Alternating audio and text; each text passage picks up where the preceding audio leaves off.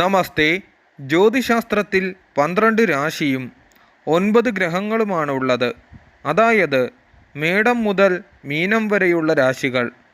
ഈ രാശിയിൽ ഓരോ ഗ്രഹത്തിനും പല ഗുണങ്ങളും ദോഷങ്ങളും രാജയോഗങ്ങളുമുണ്ട്.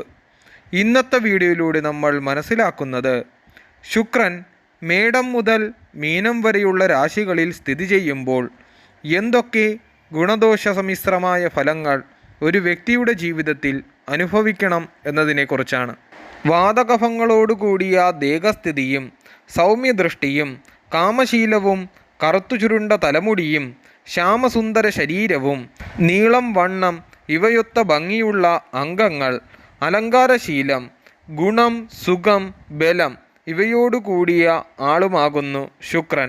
അലങ്കാരങ്ങളും സുഗന്ധങ്ങളും ഉല്ലാസശീലം മോഹനവസ്തുക്കൾ സുന്ദരകലകൾ മുതലായവ ശുക്രൻ്റെ പ്രേരണ മൂലമാണ് ഉണ്ടാകുന്നത്. ശുക്രന് പൗരുഷത്തേക്കാൾ സ്ത്രീത്വമാണ് മുന്നിട്ട് നിൽക്കുന്നത്. ഒരു വ്യക്തിയുടെ ദാമ്പത്തിക ജീവിതം പ്രണയചര്യങ്ങൾ മുതലായവ അയാളുടെ ജാതകത്തിലെ ശുക്രസ്ഥിതി കൊണ്ട് നിശ്ചയിക്കാവുന്നതാണ്. കുജക്ഷേത്രമായ മേടത്തിലോ വൃശ്ചികത്തിലോ ശുക്രൻ നിൽക്കുമ്പോൾ ജനിച്ചാൽ പരസ്ത്രീസക്തനും ഇക്കാര്യത്തിൽ വളരെ ധനം വ്യയം ചെയ്യുന്നവനും അതുവഴി അപവാദം കേൾക്കുന്നവനുമായിത്തീരും. ഇവരുടെ വിവാഹ ജീവിതം സുഖകരമായിരിക്കുകയില്ല. സ്വക്ഷേത്രമായ ഇടവത്തിലോ തുലാമിലോ ശുക്രൻ സ്ഥിതി ചെയ്യുമ്പോൾ സ്വപ്രയത്നത്താൽ ജാതകൻ ധനം സമ്പാദിക്കുന്നു. സംഗീതത്തിൽ വാസനയുണ്ടാകുകയും സുഖിമാനായിരിക്കുകയും സർക്കാർ ജോലി ലഭിക്കുകയും ബഹുമാനിക്കപ്പെടുകയും ചെയ്യും. ശുക്രൻ കർക്കിടകത്തിൽ നിൽക്കുമ്പോൾ ജനിച്ചാൽ ഗർവിഷ്ഠനും ദുഃഖിതനും കാമിയുമായിരിക്കും. ജാതകന് 2 ഭാര്യമാർ ഉണ്ടാകും.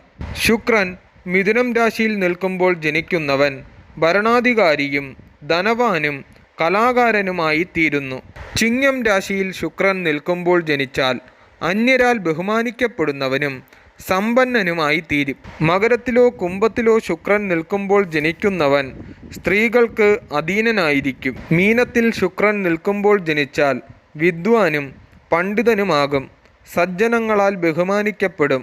കന്നിയിൽ ശുക്രൻ നിൽക്കുമ്പോൾ ജനിക്കുന്നവൻ നിന്ദ്യമായ പ്രവർത്തികൾ ചെയ്യുന്നവനും മറ്റുള്ളവരുടെ മുന്നിൽ അപഹാസ്യനുമായിരിക്കും. സ്ത്രീജിതനും ധനമില്ലാത്തവനുമായി തീരുകയും ചെയ്യും.